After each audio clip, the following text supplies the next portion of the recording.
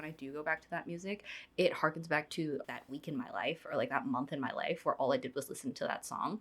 And so like I can remember things really clearly. Yeah, it's kind of wild. Wait, it's kind this of wild. is so crazy. It is so crazy. Yeah. Like you're doing song association.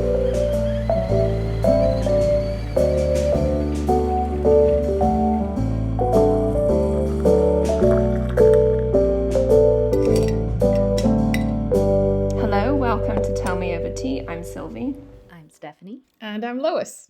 So, what are we having to drink today? I'm having Twinings English breakfast tea. No milk this time because my milk spoiled in the fridge. So just a tea bag and some water. Ah! Your milk is boiled? What? Sorry, what did you say? Yeah, the milk, it's spoiled.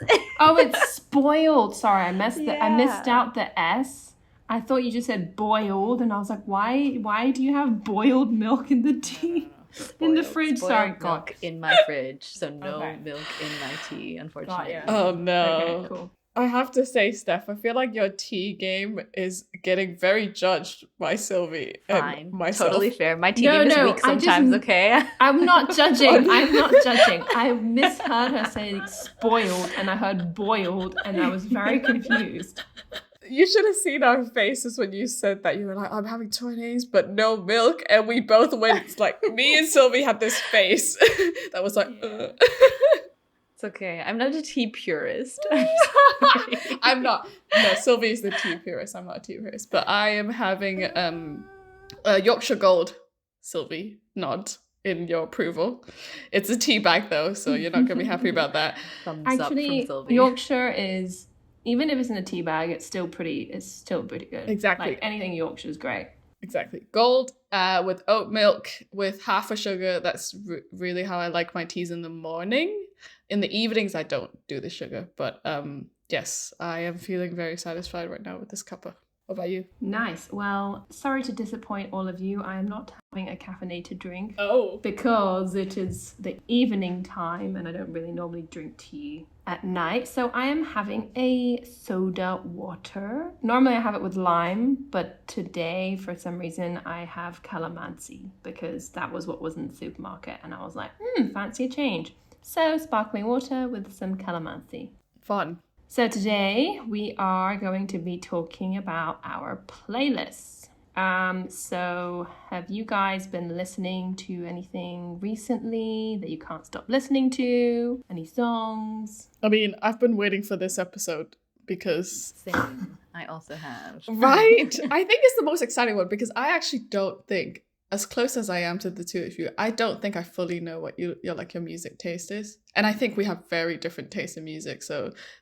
I've been looking forward to I was this going one. to say that of the two of you, I know Sylvie's music taste more, and I know that we don't share the same music taste at all. Like, it's very different every single time, which, like, it's chill, but, yeah, definitely. But also I excited. feel like I don't even sometimes really know what my taste is. I feel like there are certain things I really don't listen to, but I will dabble into like different things here and there. I'm also not I don't feel like I'm very adventurous either into like going into different genres.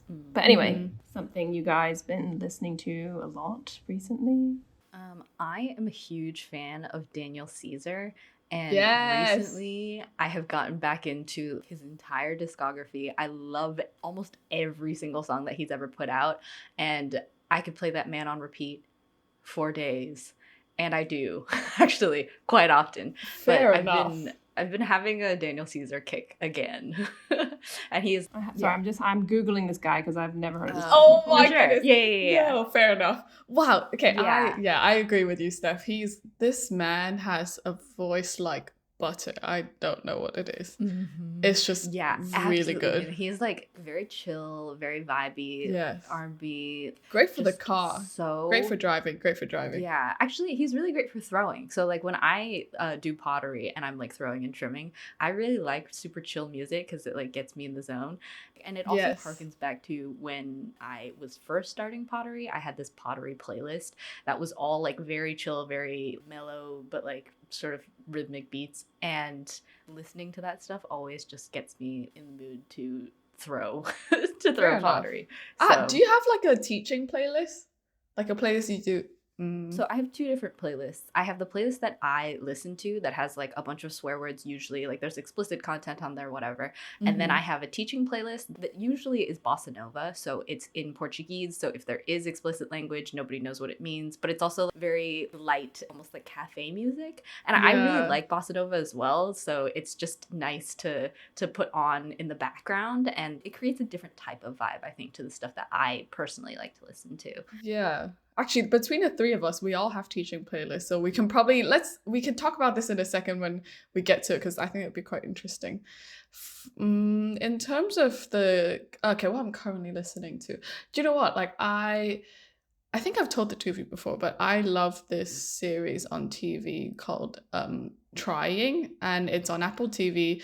It's a UK drama, and it's basically about a young couple based in London who are trying to have kids, and they can't because IVF hadn't worked and they couldn't naturally conceive, and then they turn to adopting. But basically, one of my favorite series in the last couple of years, but they just released a new season 4, and the entire soundtrack is by this female British singer called Olivia Dean, and I absolutely am obsessed with her. I love Olivia Oh, Dean. right. Actually, I was just listening to her today because I was scrolling on Reels, and there was one song that came up from, I don't know, a while ago, and I was Is like, it Dive? what is this song?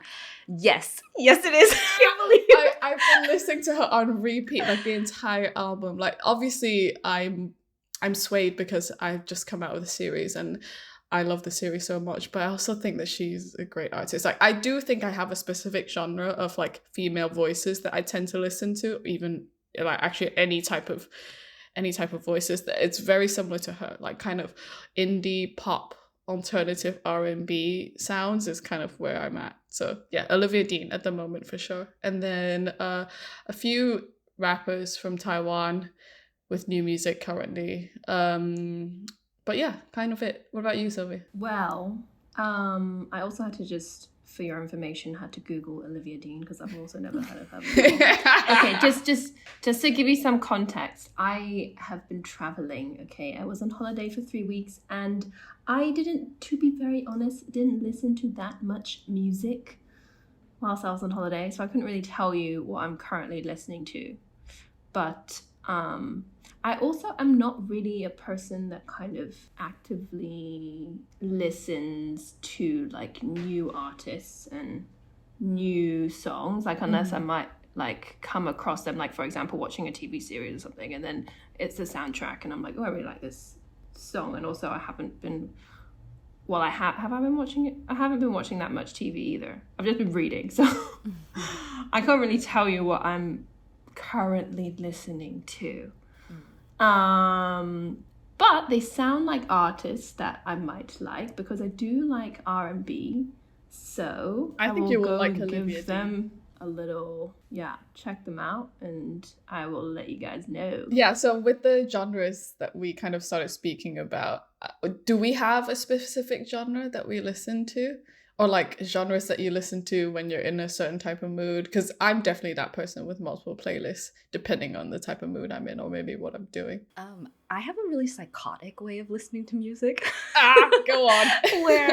where it isn't really genre based. I would say this is dopamine based, where and people who have sat in my car will know this. I have a playlist of liked songs on Spotify. So you add songs that you like and they are at the top. So when you start the playlist, it starts playing from the song that you like the most recently all the way down. And I will listen to that playlist, but only listen to the songs that give me a dopamine hit over and over and over again. And every time I get into the car, I will start the playlist from the top. So like every time I'm driving somewhere, literally I'll get into my car, I'll play the first song, and then it will play down to like however many songs. And then if I get to songs that are older, and I'm talking about a week older or like 2 weeks older, I'm not talking about like months or whatever. If it's 2 weeks and my brain just doesn't feel that nice feeling when I'm listening to the music, I'll just start the playlist from the beginning. And then I'll just listen to the songs like that until I get new songs, until either one, I get sick of those songs, or two, what usually happens is that weekly I go through Spotify's Discover Weekly thing to get music, or like if I'm listening on Reels, there's a song that might pop up and I'll be like, oh, okay, I like that song. I'm going to add that to the top of the list. And usually what happens is that those songs become the new songs of the week, songs of the month, whatever. There are degrees to which I like the song. So if I really like a song, I can play just that song over and over and over again when I'm in my house and then do the same car playlist thing, or I'll just listen to that set of songs for like a week and a half, 2 weeks until they get rotated out. So that so it's not genre based at all. Yeah. But so basically, judging from what you're saying, you like after that, do you like essentially dump the songs? Like, do you never like listen to them again? Like, very rarely, actually. There's pros and cons to this, right? Like the pros is that when you go back to that music, which I don't usually do, but when I do go back, it brings me back to that week in my life or like that month in my life where all I did was listen to that song, and so I can remember things really clearly. Yeah, it's kind of wild. Wait, it's kind this of wild. is so crazy. It is so crazy. Yeah. Like you're doing song association with your life. A little bit. And it used to be even stronger because I used to do monthly playlists, or it was monthly playlists, and then that got a little bit too much. So then it got to seasonal playlists. But even within the season, I knew at the start of this playlist and the end of this playlist has corresponding different months. It's just that I got tired of making so many playlists. But I can very vividly remember certain things based off of the music that I was listening to during that period of my life.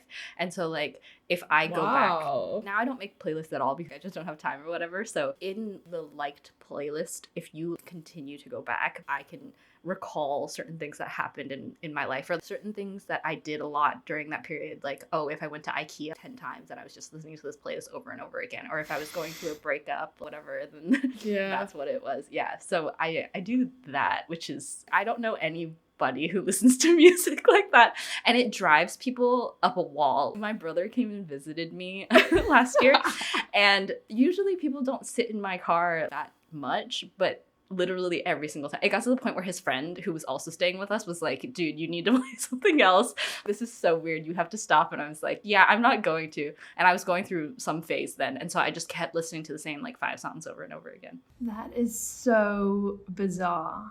Yeah, I know. That is so unusual. Like, I don't.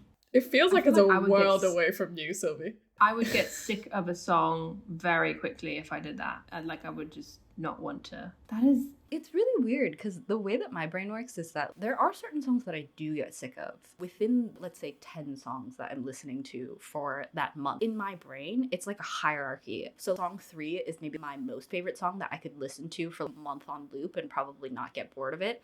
And then maybe songs 4 and 5 fade away to the background a little bit, where while I'm driving, I will continue to have this set playlist and I'll still play all of the songs, but I will get sick of some of them more than I get sick of others. So with Daniel Caesar, as an example, I probably played his songs for like 3 months straight. And then because they are such good songs in my brain, or like they just give me such good vibes in my brain, even when I go back to them, I don't get sick of them. But when you go down the list of liked songs, there are certain songs that I either don't remember or songs that were sort of like filler songs for my brain, because if I listen to this one song a million times, I will get sick of it. But if there are certain songs in between that I do like a little bit, I can pad the playlist a little bit and then still have that one anchoring song that will bring back those memories and all of that, but then, you know, have this other song for pleasure at the time, but then probably I won't ever listen to them ever again. That's insane. Yeah. But in general, these songs, do they vary in the sense of like they're from different genres, or do you have like a theme, kind of like a genre that you like, how you said like R&B, something chill? I feel like they're okay similar. I think I also go through phases. So in the summertime, I prefer songs with guitar, songs that are like, I'm gonna go to the beach, I'm gonna do this. And then in the wintertime, it's very much like sad songs. Songs that are slow. And they do span different genres. Sometimes, you know, it's like a little bit more chill in the wintertime. There's some pattern, but I think across like multiple genres, maybe not all genres, but yeah, definitely across multiple genres. Wow, I was right. I thought I would find out so much about the two of you in this episode, and I kind of already have. It's like you're curating playlists. Like, I don't think I know anybody in my life who spends that much effort, and I think it's really cool. I love it, actually. I kind of It's feel like I should start doing a it. lot of effort. I like discovering songs. And the thing is, like, I do get bored of songs. You know, even songs that I really, really like, I will get bored of them eventually. Which is why I always have to, like, look for new stuff. Because I don't know when this started happening. I think probably with getting Spotify, the way that they introduce music and the way that let you do playlists in this way, and the way that back when I didn't have Spotify Premium, they would always like recommend you songs at the end or whatever, just like play random songs. And sometimes those are songs that you actually like, and so you add them to the playlist. I did not do this when I was a 90s kid with an MP3 player. This was not the way that I listened to music previously, but it definitely is now. And I think it definitely has to do with Spotify. If Spotify didn't exist, I would not be listening to music like this. Yeah. Are we all on Spotify? We are, right? Yeah, but I feel like I am not an avid like searcher of new music. Like I have, as in like I have Spotify and I use it as like an engine to search songs that like I know. But then obviously they will have other things like the end of the players or suggestions, and then I might here and there click onto one or two and be like, oh, let's have a listen to this. But I'm also not like I'm not like a super active music listener, I guess. Fair enough. As strange as that might sound. But I feel like I'm what you said, Steph, like the 90s kid still stuck in that MP3 phase. To be very honest. I have a question. Yeah. When you do stuff around the house, do you listen to anything? I do, but sometimes it depends. Sometimes if I remember to put music on, then I'll have music on. But most of the time, that is the playlist that I play. It depends on my mood, but most of the time it's like 2000s or 90s R&B. Yes. Okay. I'm a huge fan of the 2000s R&B. But then there's also like nostalgic. I have like a playlist, like throwback playlist, where it's like all like the nostalgic pop hits like back in the day, where hits. It's got like Britney, it's got like Pussycat Dolls, it's got all the cringy stuff, you know. Yes. And like sometimes if I feel like, oh, I just want to be singing to like songs I know all the lyrics to without having to like, you know, like singing in the bathroom, like I would put that playlist on, for example. Yeah, that's fair enough. Do you ever use the two of you use the shuffle? It's not new, but the feature where you shuffle, but they also introduce other songs of a similar. No, I didn't even know that existed. So if you press the shuffle button twice, it gets you to the shuffle with a star, and that's when they loop in the recommended music into your shuffle. It just shows you. See, it just shows you how. I mean, I think I'll be open to doing that, but just shows you how like active and I am. And, like, I mean, it's funny because we all pay the same amount for Spotify, but I guess we're all using it very differently, right? As in, like, that is my nightmare, to have my music out of order. is like wild to me. Do you listen to it in order? Do you not like shuffle? Random. Yeah. So my liked playlist is in order. So it has to be song number 1, song number 2, song number 3, song number 4. So you anticipate and you know what's coming. You don't like to be surprised. It's so bad that when I'm listening to a song that is on my playlist, but I'm not listening to it in the car, the next song will come up and I'll be like, this is not the correct song. Like I won't say anything about it, but I will anticipate that the next song that's supposed to be on my liked playlist is gonna play next, and it doesn't, and I'm always like, okay, fine. Oh my goodness. Oh my god. That's how crazy I am. So really you want to make your playlist into a CD. Like you actually just want to make it into a CD because you want to fix it. Like you want it to go in the exact same order. Yeah, maybe. I don't know. But the thing is, it's too ephemeral to be on a CD because I only listen to it for like max 2 weeks and then I'm gonna listen to something else that's like added on to the top of the liked list. That's very true. Yeah. That's crazy. Yeah, I'm wild, guys. Okay, I just had a little sort of thought that creeped into my mind about. Okay, it's not so much recently. It was, I mean, I've always liked, I haven't always liked this genre, but maybe like a few months back, I have this guilty pleasure of listening to like UK grime music. Yeah, I knew you had the grime phase in you. Yeah. I I feel like I like a palatable version of it. Like I'm not super hardcore, you know. Like I like the artists that are a little bit more, I guess. How would you say? Like I know like maybe one or two artists, like Dave and Stormzy. Like I love Dave. I love Dave so much. To a point where like there was this one song he collaborated with Stormzy, and then I was listening to it on repeat, and my brother was like, oh, by the way, did you know? And then he was telling me, oh, this is like about the drama between Stormzy and this other rapper guy, this other UK rapper. And I was like, oh, really? And he showed me some YouTuber that basically explains how, I don't understand why I am like obsessed with the language and the lingo they use. Like, I don't understand any of it. It's basically like it's like roadman language. Essentially, it's, I don't know how to explain this, a term in Roman language is a very specific thing to the UK. Urban slang. Urban slang is urban slang. And then there's this YouTuber that basically explains, well, he tries to explain, you know, what they say and what it means. And I basically went on a whole tangent of listening to the entire Dave album of this guy explaining everything and his reactions, and it was just amazing. I love it. Sometimes I just need some people screaming down a microphone and be like, yeah, I can feel this energy. But yeah. Would you consider that your guilty pleasure? Is that more your guilty pleasure, or would you say that's just part of your general rotation? Maybe not guilty pleasure. It's more of like when I'm in some sort of, not angsty mood, but when I feel like I just need to kind of, I can't find a word for it, just amp up myself. I'd listen to this. Guilty pleasure, I think it's more kind of the 90s pop stuff that I used to listen to, like Mariah Carey, and I just sing in the bath to like Kylie Minogue, Mariah Carey. Oh no, I actually don't like Kylie Minogue. Sorry. Like Kylie? Fair enough. No, they're only no.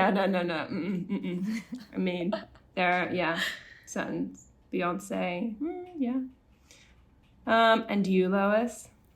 Your favorite genre? I mean, I kind of said just now, I do really like alternative R&B and like indie pop, I would say. There is a very specific, I was talking to my sister about this yesterday actually, because we have a very similar taste in music in some aspects, and that genre is like this kind of instrumental R&B sound, and usually the singer has a very like deep and nasal tone.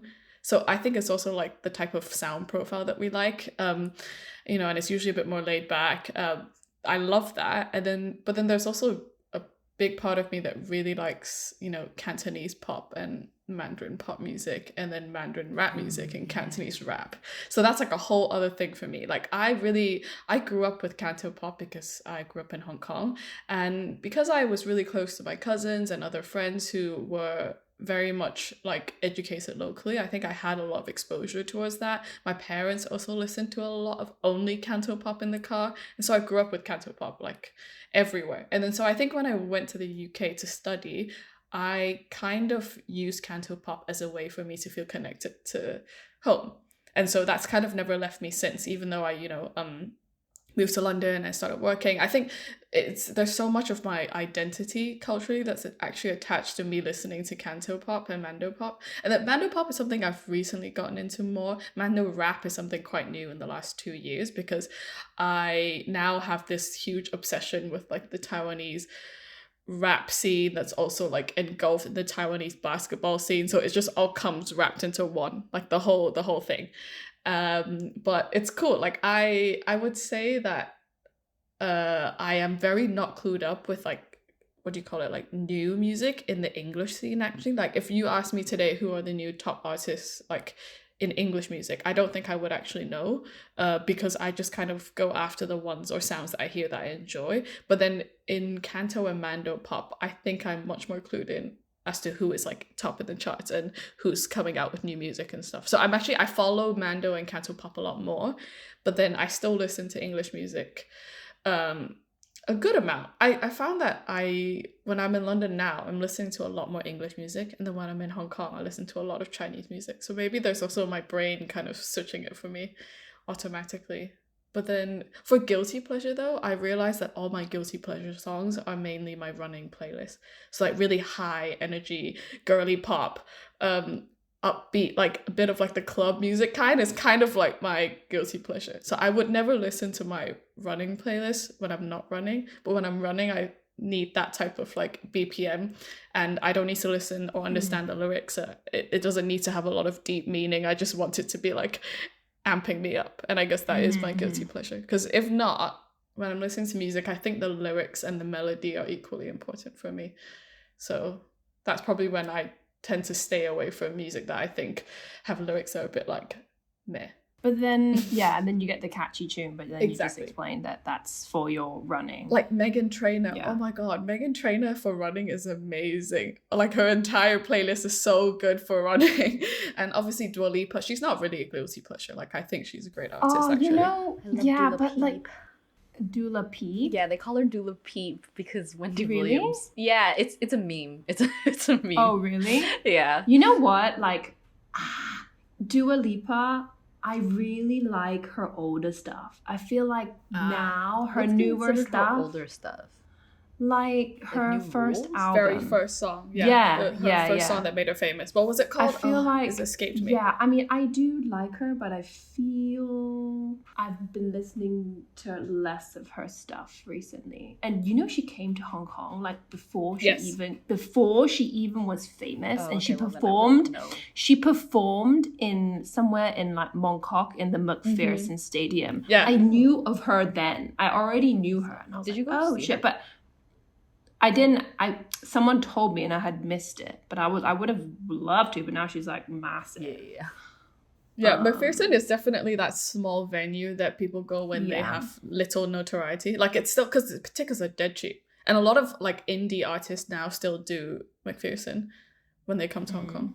You know, my canto pop stint was really just when I was in local school. I literally Yeah, know probably Twins. like one. Yes, exactly. I used to love maybe Twins. one song, but I don't know. I never got the hype. You know, I don't know. Even I mean, okay, to like, I think Cantopop has evolved so much. So I think what you remember from Cantopop is no longer the Cantopop today. Now Twins is like the nostalgic Cantopop.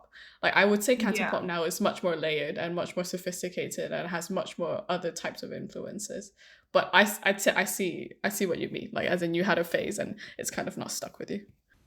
But it also could be the fact that if I listen to Cantopop now, I feel like there might be a big percentage of the lyrics I don't understand as well. So it's also like, That's am I true. going to listen to it? Am I going to get it? I'm not going to go listen to Mando Pop because I'll just be like, maybe, it might like the melody or whatever. And like is it Mando Pop? A lot of it's like very kind of ballad and slow. A lot of it is ballads, and sort of yes. like kind of sing your heart out kind of vibe. It's always which- about love. I'm not gonna lie to you. Right. Yeah. So it's like, yeah. Sometimes I just need someone to scream into the microphone and be like, fuck that. No, joking. Yeah. I think rap music in both Canto and Mando have a tendency to be broader in subject and a bit more like, I think a bit more like cultural context. Like I just think it sometimes has a bit more substance, but it lends towards the fact that they're rapping. So they're kind of just creating poetry with words, right? And usually the rapper is also the singer and also the songwriter. But in a lot of other cases, someone writes your lyrics for you when you're the performer. So I guess rap music has that feels more authentic or more true to their own experiences as artists. Do you feel like you have phases? I mean, Steph has already explained to us her style of listening to music, but like Lois, have you had like maybe certain phases where you've dabbled into certain like genres that you feel like you don't really listen to now, or like it was just a period of like time in your life where you're like, oh, you started listening to this because, I don't know, for whatever reason, Yeah. or not? Do you know what? Or are you pretty consistent? I do think that the only scenario where maybe my taste in music like changes, or like there's introduction of new elements to the type of music I listen to, is probably depending on my partner who I'm dating. Because I do think that a great way to understand somebody is to kind of get a feel of the type of music they listen to. And obviously when you spend time together, you're probably listening to music. And so inadvertently, you're going to be diving to each other's tastes, right? And so I guess when I was with my ex, there was definitely an influence on my taste in music. Oh my goodness, I went to a UK, I want to say grime. Yeah, it was a grime gig. And I lost an earring.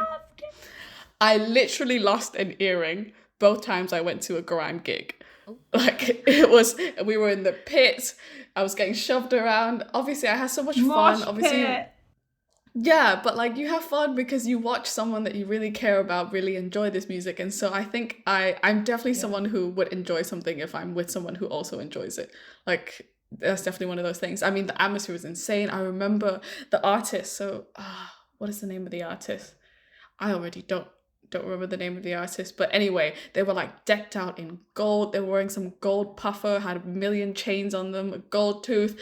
But like I know, and like I think I remember my friends giving me so much shit for going to this as a joke, being like, obviously this is not your no, as in they were just being like, oh wow, look at you expanding your music choice, because it was so far out of what I listened to.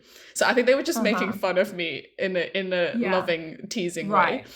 Also, obviously, I also listened to different artists from different regions of the country, because my ex was from Indonesia, and so I started listening to Indonesian artists who have English music, and so there was definitely a phase when I was I was delving into somebody else's playlist, and I must say it's really fun to do that. Like I think when you're with a partner and you have that type of influence, you're much more open-minded to other types of music. I think sometimes it's difficult because you feel very protective over your taste in music and what you like to listen to. It's kind of like a safe space. For me, it always has been. Like unlike you, Sylvie, I think I can never, if I leave my house without my earphones, it would give me anxiety to know that I cannot be listening to music when I'm commuting. Like I actually have this, like I need to listen to music when I'm commuting, because I don't know, I just think I like to shut out the world sometimes, or a lot of the times, and that's my only way of doing it. Or I listen to a podcast. So if I leave the house without an earphone, or I've left it at home, like it would make me a bit like, oh. Sometimes I even go home to get it. If I'm not in a rush, I will literally turn around to get my earphones just so I know I can have it for the day.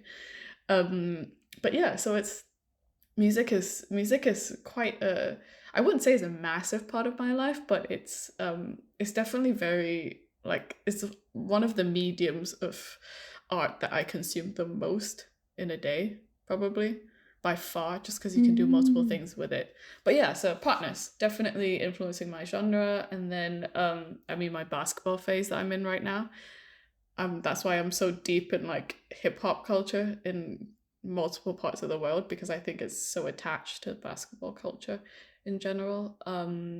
And yeah, like depending on where I'm at, I like now I'm listening to a lot more English music, and like trying to get back into, because pop culture is also a way to connect with people around you sometimes. And so I do think that for me it's good to be clued. I feel comfortable when I'm a bit more clued in. I don't necessarily have to like it or like resonate with it, but like to know feels kind of important to me too. But there's a lot of music out there right now. I don't know about the two of you, but don't you think like back in the day it was so much more rare to have like a pop sensation or like music sensation, and now everyone seems to be that. Like it's so easy to be a music artist these days, and so your shooting to fame is so quick, and leaving the limelight is also so quick. So then like, because in Celine Dion, let's just say, she was an icon, but in that time there weren't that many people who achieved that kind of height. But then now there's like so many artists out there, like as in this generation is so spoiled for choice, and like there is no like, there's no it's a lot harder to find like big sensations because it's just like a billion artists trying to do their thing. Like the industry has changed so much. I don't know if you feel the same way or you feel the same way. I think so. I mean, I get what you're saying, that superstar, like Like the mainstream icons, yeah. superstars, yeah, are fewer and further between. But Mhm. I kind of like it that way, you know? I like that I can now find independent artists on Instagram who have like 1,000 streams a month or something like that. And then they also make really True. good music. It's just that they don't have the same amount of access and promotion that mainstream artists have, or artists who aren't independent have.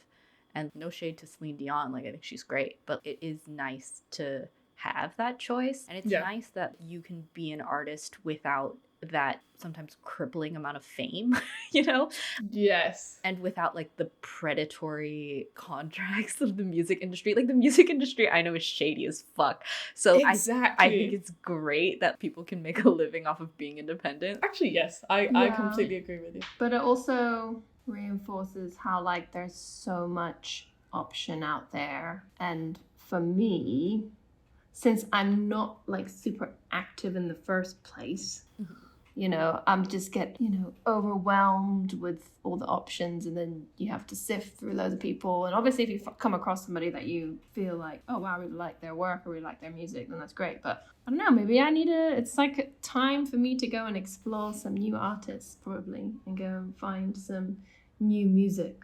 Because I feel like I am a little bit on the mainstream wagon sometimes. It's not a bad thing But to be on the No. mainstream I know. wagon. You just like what you like. Yeah, I'm definitely because- on the mainstream. Yeah. Yeah, I guess so. I feel like, yeah, there's phases as well, because, yeah, we're all dancers, or we like to dance, and there's certain types of music.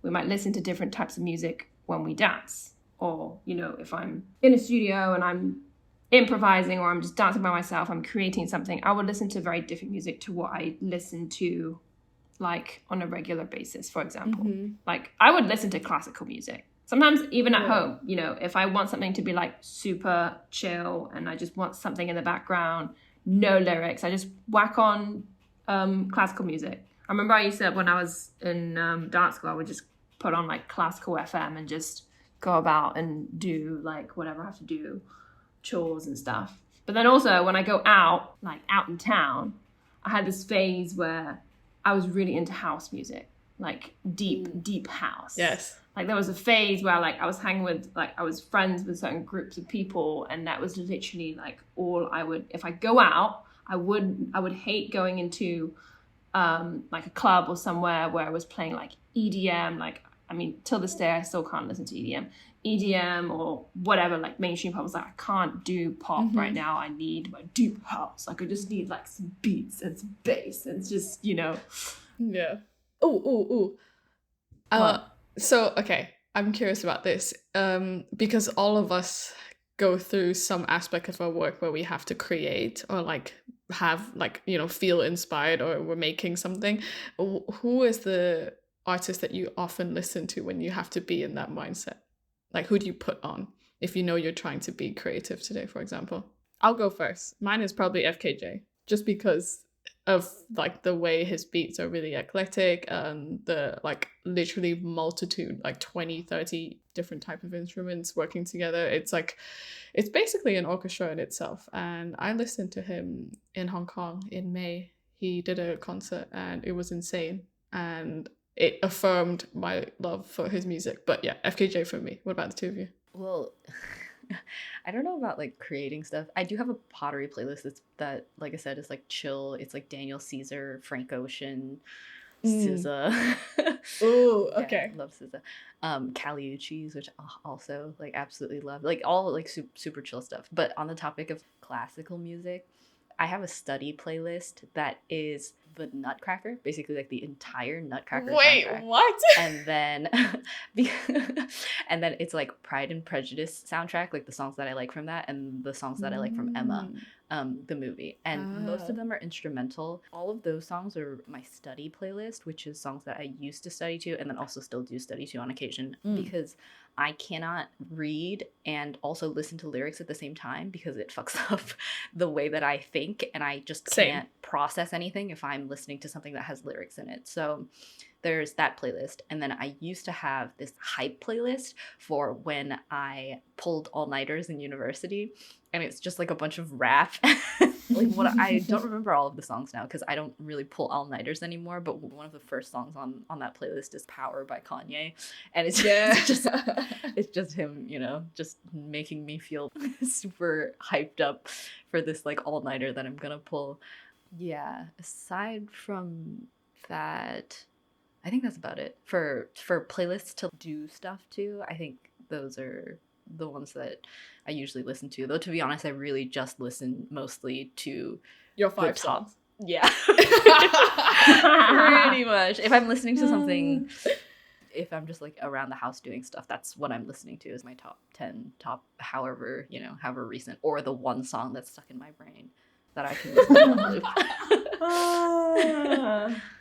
I don't really have like a specific one artist, you know? But sometimes if I want something that's a little bit more unusual or something that I'm not familiar with that might kind of get the creative juices going. I actually quite like listening to like some music that is in a different language. Like I find myself going to like even some like old school like Edith Piaf. Like just a lot of emotion. What is that? Sorry. Oh yeah. Yeah, I did. I was Wait. yeah. What is Eddie? In high school. What is Eddie Piaf? Edith Piaf. She's this like Piaf. Sorry, my bad. Very. I will not say it in the French way. I'm like I don't fucking. It's EDITH. Edith. Who is this? Piaf. She's like very famous. She's one of the most famous French singers like in the Got world. you. All time. Yeah, of all time. Yeah. It's very old school. Super old school. I actually really love music of that time period, like Yeah, 1950s, no, me too. 60s, like 40s, like just Yeah. absolutely. I had a phase, and every once in a while I still go back to it. Like in high school, I don't know what it was. I like got so hipster. I like had a typewriter, like would exclusively listen to like Louis Armstrong, Edith Piaf, Frank Sinatra. Oh my god. And I would just be typing away in my manual typewriter. Wow. I'm That's trying so to imagine. cute.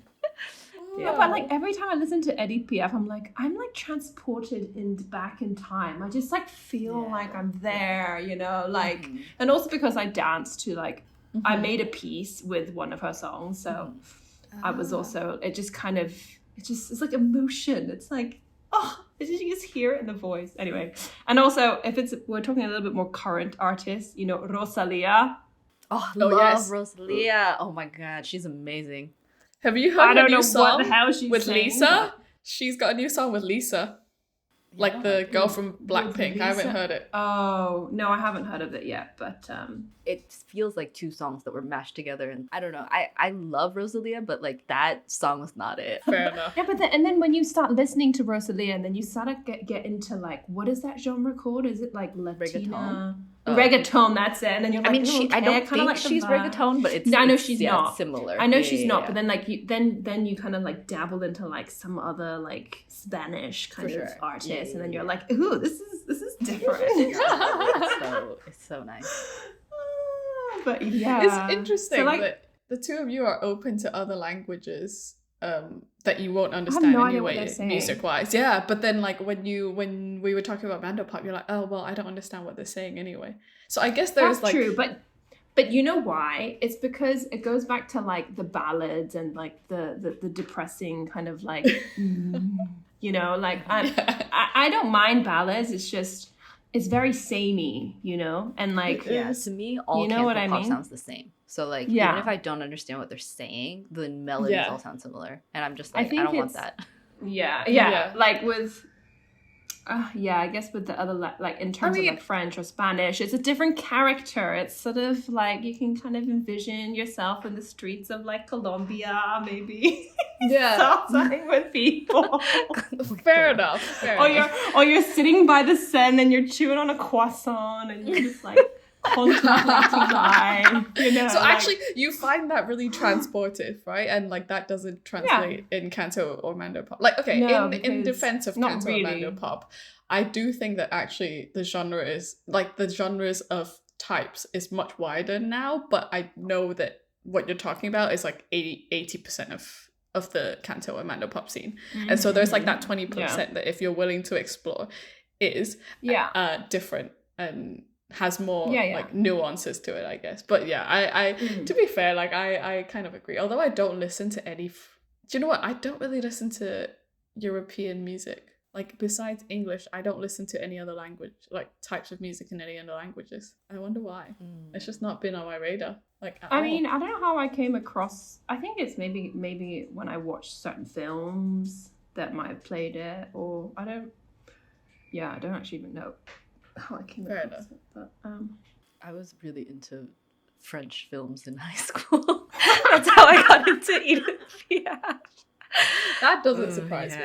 wait, if you're so into French films, surely you understand some French then. Well, I studied French in high school. Oh, in high school. Okay. In high school. Sorry. In high school. For like 3 years, and I almost failed because I was not good at it. But it was a very romantic time in my life where I was like, yeah, this would be great. I'm gonna, I don't know. I don't know what I was thinking. You did French though. Yeah, I did. I was obsessed. I mean, not obsessed. I really liked the idea of like the French culture and stuff. And also my mom had clients and French clients, and then she had one really good friend who would always come to Hong Kong, and then like there were a few times we went to like France and we visited him, and it was just like, it's just the language itself. I was, I really liked it back then. It was also in like kind of high school era, I guess, same as, you have this picture of yourself like, oh, I'm just, prancing along the cobbled streets of Paris, and you're just, I mean, you are named after Sylvie Guillaume, so I I have a French name. Okay, I'm actually named. That French friend is my mum's friend. Do you know what? Me, so. I had never pictured myself prancing around the streets of France, but you must do, because Sylvie. Did I do the name justice? I don't think so, but whatever. I listened to Edith Piaf. That counts. That's basically 99% of it. Right. Concerts or performances. I recently went to see Jacob Collier live, and he is phenomenal. He is like one of the most talented musicians of our generation, and I stand by that. He is so fucking talented. Oh my I have God. to Google. This was when you were in America. Yeah, sorry, I am also into Googling now. What is it? Yeah. Jacob Collier. What type of music? Oh, okay, I see. I can't explain it. What? It doesn't have a genre? It doesn't fit? That's cool. No, it says English. Oh, he's English. He is he? English. Yeah. Singer, songwriter, multi-instrumentalist, producer, and educator. Incorporate combination of jazz and elements from other music genres.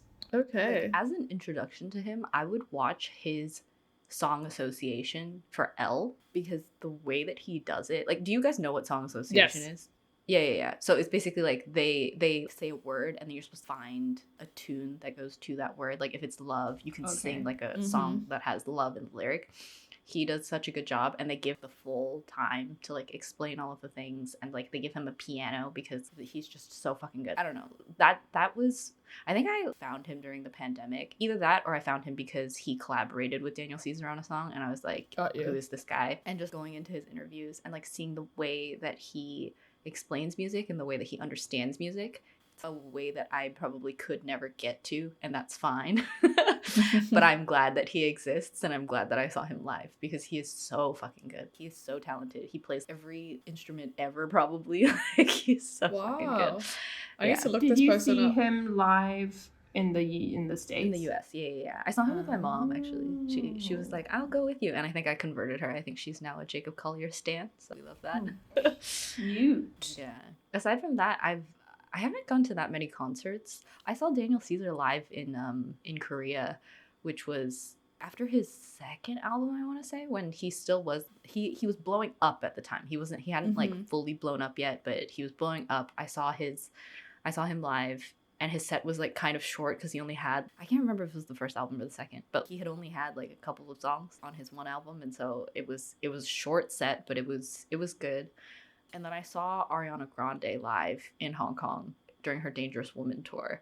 What was and that like? It was great because she is so talented and she is so good live. She sounds better live than she does on recordings. Wow. But it was like a mix of tiny children and then and then just, I don't know, adults who are into Ariana Grande. I was like, I don't know about this. Like, it's because her, like, Dangerous Woman is like her sort of like flipping the script on being a Nickelodeon child star, and she's it was weird. It was really jarring to see that there were kids at this thing, even though she's not particularly like, she doesn't do anything crazy, but it was not, I don't know how to explain it, but she was that great. kind of fits the narrative of like all these child channel, like television channel stars that try to rewrite or redefine their like identity as an artist, right? As in, there's so many different examples of it where they have such a confusing fan base that's not specific because of this switch that they've made. Like Selena Gomez the same, Ariana Grande, even Zendaya, like all these stars that come out of television and are trying to detach themselves. It is kind of wild because one day they're acting like as a school child, the next day they want to sing sexy songs swinging on a wrecking ball, and like the public's not ready for it, you know? Like Miley Cyrus. Sorry, I had that image in my head. I remember that. True, I remember when that music video came out, I was like, what, Miley? What are you doing? But like, do you know what? Have you seen her recently in she sang at the Grammys? She was amazing at the Grammys. Like, as in, I think that she's got a voice, and there's been so much that's kind of overshadowed that. A lot of drama, a lot of things in her life, but she's got a voice, man. Miley Cyrus can sing.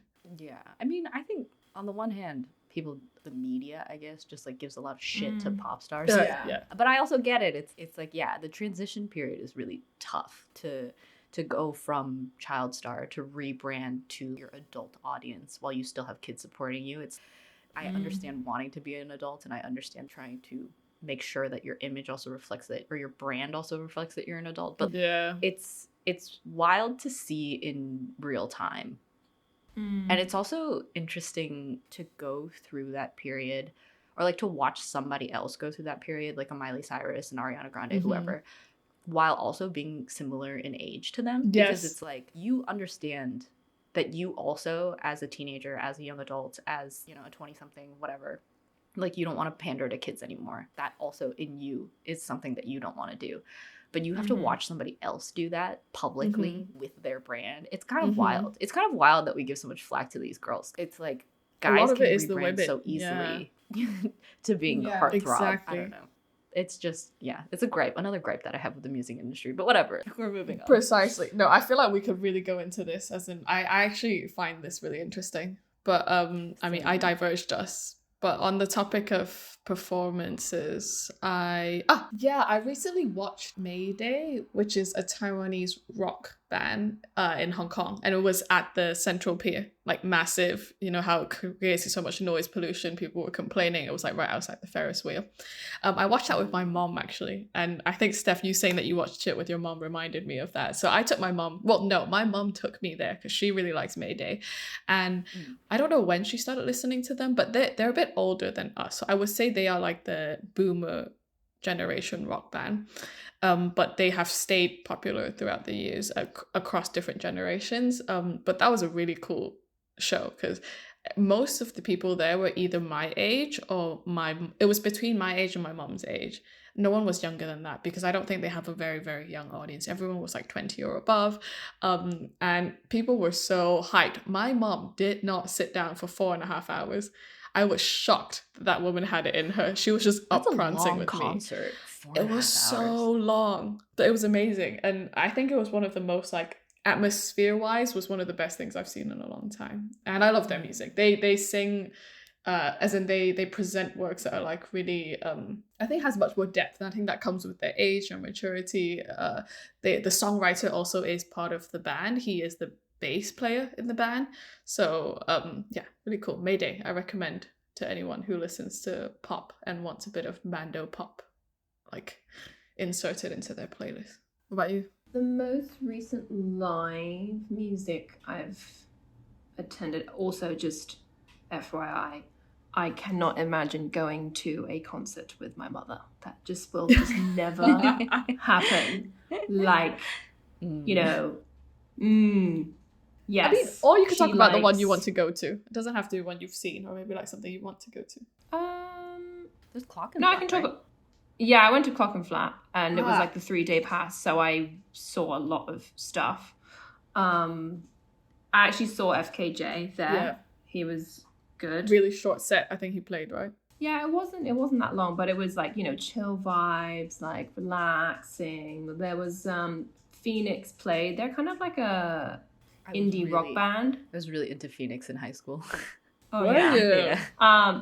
So there were quite a lot of bands that my partner really enjoys. So Arctic Monkeys was there, Yeah. like, you know, UK rock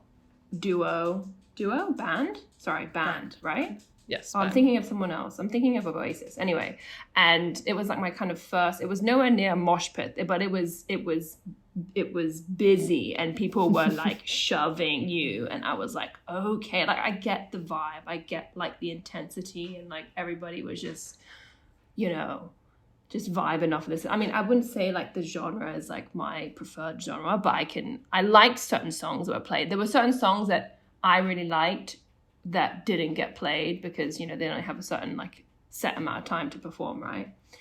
So they were pretty good. But also we saw, oh my God, what are they called? Oh, it's that hip hop. You What are too? they called? No, not U2. Is it? Really a Clock and Flat? Yeah, they were at Clock and Flap. Was it the people that played the last set, not played, performed? Oh my God. Are they like an iconic pop? I thought Yes, U2 was the iconic. one. Not U2. Oh wait, hold on. It's escaped me. Rappers. They're rappers. NSYNC? No, Not rap. NSYNC does not rap. Wait, hold on. I need to Google this because Google it, I 'cause can't. I also I feel like I Yes, should remember yes. this. I should, but why is it just not? It's just not rolling There's a off rap like band? my tongue right now. Oh, Wu-Tang Clan. Oh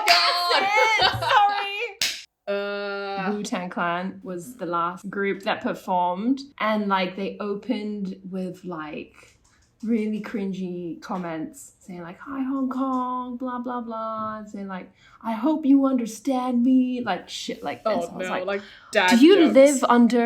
live under a rock, you know, like this is an international city, and where you know, and then they're like, "I hope I'm speaking clear," like it was just yeah. Oh no, I that's mean- embarrassing.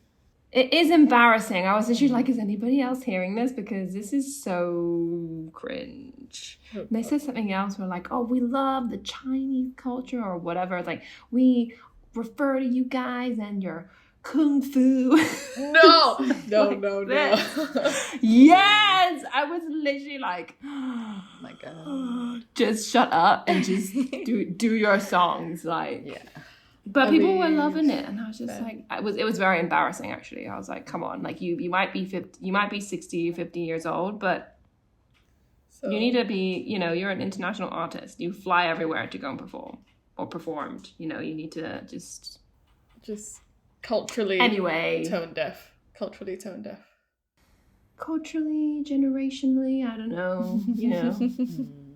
But it was fun, like Clock and Flap. There was like loads going on. There's loads you can, you know, if you didn't want to go to the main stage, you can go to like the little other little hubs at the back, and there were like some very eccentric music playing there. You can get house, you can get like, it was just, there was one part where I was just like, what is that noise? It was just like experimental, like I don't know what they call it. It was just sounds and like soundscapes, and I was like, No. okay, let's see.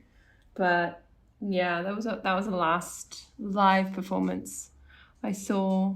All right. So that's a little bit about our music tastes and our playlists and our concert experiences. So thank you very much for listening to this episode. If you enjoyed this, give us 5 stars on our ratings on Spotify. We really appreciate